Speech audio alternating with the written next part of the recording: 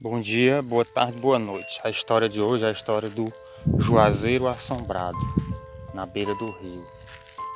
Era a história do Manuel com o primo dele, o Lucas, e com a tia dele, Luana, né? O Manuel soube de uma história de um juazeiro, uma árvore típica do Nordeste, que ela nasce propiciamente na beira de rios, córregos. Ela procura esse tipo de ambiente para se reproduzir melhor, por conta da facilidade de buscar nutriente e água nos períodos de seca. Então o que acontece é o Manuel soube de uma história de que na travessia do rio, na travessia de um rio, para a casa da tia dele, que no Nordeste tem assim muitas fazendas, e nessas fazendas existem casas afastadas umas das outras, até de 1 quilômetro, 2.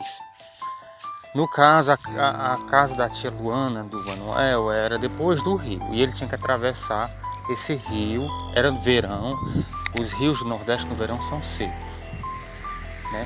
Então ele ia atravessar o rio seco, mas quando ele atravessasse o rio, a estrada passava embaixo de um juazeiro. Ele soube que nesse juazeiro, e essa história é real, existia uma espécie de assombração. As pessoas falavam de uma assombração que existia lá. Se passasse 6 horas da tarde, se passasse meio-dia, coisas desse tipo. Mas antes de ir para a casa da tia dele, o Manuel resolveu tomar uma cervejinha, uma cervejota com o primo dele, o Lucas, num barzinho ali da esquina, da esquininha de uma outra fazendinha vizinha. Mas porque essas fazendinhas também tem um barzinho, né? Porque para poder ser, todo canto tem esse tipo de coisa. Eles são isolados e são os melhores, são mais isolados. Chegando, né, tomou uma pinguinha com cachaçinha com o primo, primo Lucas.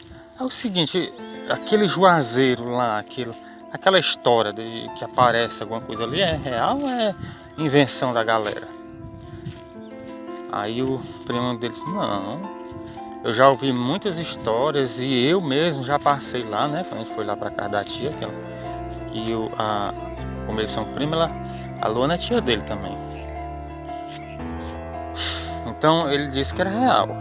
Disse, não, mas aí o primo disse, não, é real, mas não é bom provocar não, viu? Porque diz que provocaram uma vez lá, foi maior ventania, redemoinho. Redemoinho no Nordeste é uma espécie de mini tornado de terra. A ventania corre assim. O Manuel riu. O Manuel riu do Lucas. Ele disse, deixa de ser frouxo, deixa de acreditar em tudo que o povo diz. Muito bem. O Lucas, pois tente. Vá em frente. Vá frescar.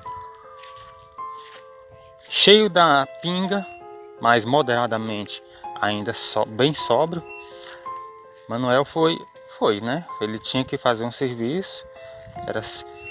Já foi até tarde, eram praticamente quase 18 horas da tarde. Ele tinha que fazer um serviço na tia dele. Eu não via o que seria esse serviço, mas ele tinha que ir. Lá ele passa em frente ao juazeiro. Eu vou deixar uma foto de como é um juazeiro. Ele passa, ele vê. Quando ele vê, ele começa a pensar besteira. Acredita que ele vai provocar o que tem ali, o que foi ali? Antes de eu dizer o que aconteceu com o Manuel, eu vou contar o breve fato do que aconteceu. Afirmam que ali houve um assassinato. Houve um assassinato há muitos anos atrás. Nunca foi. O assassinato foi de uma pessoa de 60 anos, um idoso. E nunca foi, como é que se diz? Nunca foi revelado o porquê, nunca foi resolvido esse crime. Então, acreditam que esse idoso era uma pessoa muito ruim, era um matador. Mas também Não se sabe ao certo, são histórias muito antigas. Então o Manuel chega embaixo, ele te provoca, se aqui tem alguma coisa que se manifesta, ele dá umas palavras lá de ordem para assombração.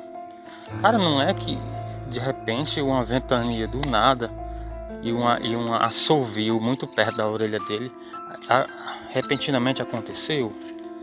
Ele recebeu um assovio muito forte no ouvido. Nesse assovio, conta que dentro do mato tipo esse aqui, ó, imagina isso aqui, dentro do mato correu um vento, mas um vento direcionado, assim, reto, né?